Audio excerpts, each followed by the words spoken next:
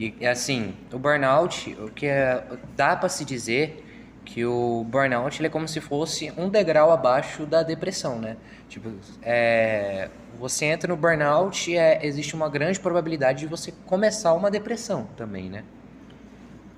Os sintomas, na verdade, eles são bem parecidos, bastante parecidos. Essa confusão acontece em 90% dos casos, porque são sintomas realmente que eles se parecem, tanto que apresentam sintomas mentais e sintomas físicos, mas a gente consegue identificar o burnout pelo simples fato de estar relacionado totalmente à parte do trabalho. Então, diferente da depressão, que muitas vezes a pessoa ela não acha uma causa. Quando a gente trabalha com a hipnoterapia, a gente procura muito trabalhar em cima da causa, em cima do que aconteceu. Você conscientemente você consegue perceber que a pessoa ela está passando por um processo que é no trabalho. Por que eu falo inconsciente? Porque na parte terapêutica a gente, como eu já havia dito, né, a gente vai bastante na parte inconsciente. O que é o inconsciente? Dentro da hipnoterapia a gente trabalha 20% consciente, é o que nós estamos aqui, agora nós estamos conscientes, mas 80% da nossa mente, ela é inconsciente, aonde fica memória, trauma, emoção, e é onde a gente acessa, como a gente acessa, né? A gente coloca a pessoa em transe. O que é o transe? Nada mais, nada menos que foco, concentração e relaxamento. E é onde a gente vai, muitas vezes, buscar o que está acontecendo sem a pessoa saber.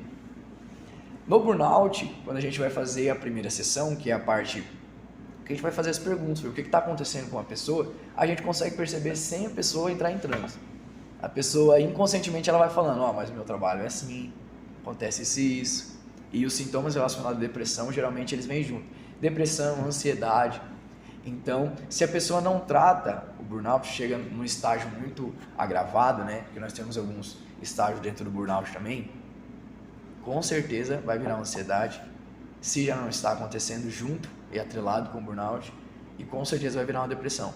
Mas geralmente as pessoas conseguem identificar o burnout antes de entrar numa depressão.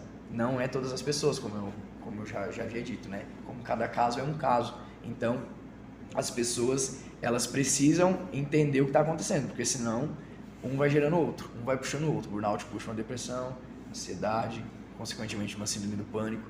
Então é algo que é preciso ser trabalhado e é preciso ser estudado e passado para a população, para a sociedade, independente de quem vai ouvir ou vai ver, porque a gente também, como cidadão, a gente consegue ajudar outra pessoa, não precisa ser um terapeuta para ajudar. Você consegue identificar, isso aqui é uma síndrome de burnout.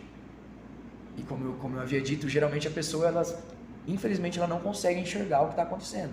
Ela consegue perceber só depois do processo, como no meu caso. No meu caso foi por falta de informação. Eu não sabia o que era o burnout. Hoje eu sei que eu passei por um processo, não foi no estágio tão agravado, não tive nenhuma parte psicossomática. O que é psicossomática, né? É quando a gente está passando por algo, por uma doença, por um agravante, e começa a influenciar no nosso corpo. Uma queda de cabelo, um estresse, um mau humor. Mas hoje eu consigo entender que foi burnout. Mas muita gente, infelizmente, não consegue. A gente, sabendo um pouco mais, a gente consegue ajudar. Em questão, assim, burnout, essa questão, trata-se muito do burnout, a questão do isolamento, que aí a pessoa ela acaba ficando exausta por causa do trabalho, e aí durante o trabalho ela vê que o rendimento dela vai cair, e aí ela vai começar a se cobrar mais, e aí pode acontecer do isolamento. Em questão de pandemia, isso pode, assim, com certeza houve um número muito maior de casos de burnout. A questão de isolamento é algo que, assim, é totalmente atrelado com o burnout, né? Com toda certeza. Não tem pra onde fugir. Se você tem burnout, vai chegar a um certo estágio que você vai querer se isolar. Então, relato dessa minha amiga que eu conversei com ela, vai fazer 3 semanas que ela tá passando pelo processo de burnout. Foi que ela simplesmente saía de casa, chegava no trabalho, do jeito que ela chegava, ela ia embora. As pessoas tentavam conversar com ela, as pessoas tentavam entender o que estava acontecendo, mas ela mesma não entendia. Então, para ela, às vezes, acabar não ferindo alguém com alguma palavra, com algum gesto, ela preferia ficar na dela do que socializar com as pessoas. Então a pessoa ela vai começando a se retrair, até chegar a um certo ponto que ela não consegue conversar no trabalho, não consegue conversar em casa. Mas isso daí são estágios bem avançados, sabe? E é difícil da pessoa chegar nesse ponto? Não, não é difícil. Não é difícil. Porque vai atrelando uma coisa a outra. E dentro do trabalho, às vezes até por conta de não querer falar com o chefe, né? A pessoa que vai cobrar, a pessoa, por ela estar vivendo uma realidade de cobrança tão grande, quando para a cobrança do chefe em cima dela, já ficou tão automático na cabeça dela que ela começa a se cobrar. E aí vai virando um ciclo. Ela se cobra, parou a cobrança dela, volta para a cobrança do chefe. Aí o chefe parou de cobrar, volta para a cobrança dela. Então vai virando uma bola de neve. Enquanto a pessoa não para, não tem um tratamento devido, o burnout vai simplesmente agravando, até chegar a um ponto aí que muitas pessoas chegam até ter um desmaio, levar pra UPA mesmo, né? Ou pro pronto atendimento para a pessoa parar, como eu disse. Infelizmente aí já foi uma parte tão grande que a pessoa não tem mais controle. Ela desmaiou. Teve muitos casos. É interessante a gente estudar sobre burnout porque muita gente confundia muitas vezes o que era o burnout atrelado à depressão e ansiedade. Então a pessoa saía de lá com medicação de depressão, melhorava, lógico que melhorava, os antidepressivos eles são muito fortes, mas era tratada a depressão da pessoa e aquele caso voltava. Por quê? Porque ele estava atrelado ao trabalho. Se a pessoa não sai do trabalho dela, não dá um pause, não vê o que está acontecendo, vai voltar, não tem jeito. Então ela se isola, fica no mundo dela até alguém perceber ou até ela mesma perceber. Isolamento, então, com a pandemia aí aumentou uma grande quantidade de casos. O meu questionamento é o seguinte: como o Brian estava mencionando a questão da pandemia, né? Na pandemia nós tivemos, sim, um alto, dá para dizer que teve sim um alto índice de burnout, justamente por conta dessa sobrecarga que muitas vezes a gente em casa já isolado do mundo. Aí você junta tanto as coisas do serviço quanto as coisas de casa, a falta de ter uma proximidade com os seus amigos, que normalmente você vai ter só as pessoas da sua casa. Você acha que o índice de suicídio ter aumentado, o burnout pode ter algo relacionado com isso, principalmente na pandemia? Eu creio que sim. Por quê? Porque foi o ponto que você tocou. O que foi retirado de nós na pandemia? O contato. Então as pessoas elas não tinham mais contato. E eu faço uma pergunta que você vai me responder. Muitas vezes, quando você está passando por um certo problema, você prefere desabafar com quem está na sua casa ou com um amigo de fora? Amigo de fora. Mais fácil. Muito mais fácil. Não é? Então isso foi retirado da gente. Porque a gente não podia tocar, a gente não podia... Lógico que tem o contato pela internet, pelo WhatsApp, certo? Mas não é a mesma coisa. E muitas vezes o que uma pessoa dessa ela precisa? Ela precisa de um olho no olho. É só o olho no olho que ela precisa. E a pessoa ela vai dando indício. Suicídio, ela vai dando indício. Não, a pessoa que fala que quem se mata, ela não avisa, é mentira. Isso daí não é verdade.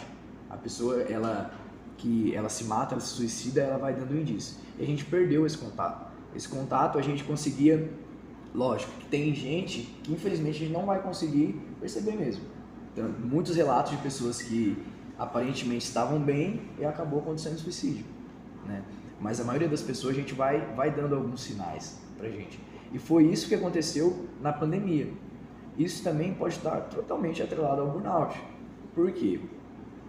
Porque vocês não chegaram no ponto de, creio que vocês, nessa idade, né, não tem a parte de trabalho tão inclusa na rotina de vocês. Mas quando está acontecendo alguma coisa ruim no trabalho, geralmente você comenta com quem está trabalhando com você. Fica mais fácil, porque a pessoa está vivenciando a mesma experiência ali, né? E quando a gente falou da pandemia, aí a gente volta no mesmo ponto. Não tem com quem você comentar. Não tem com quem você chegar, nossa, não tá legal nesse ponto aqui, né? A gente poderia conversar com tal pessoa. Então, a gente não tinha mais esse contato, mais esse tato, e isso foi sendo retirado da gente, e quando foi retirado esse contato, ele foi trazendo um sentimento que a gente muitas vezes perde quando a gente tem isso daqui. Tem esse tete-a-tete, tem esse olho no olho. Então, com certeza aumentou os casos de burnout, né?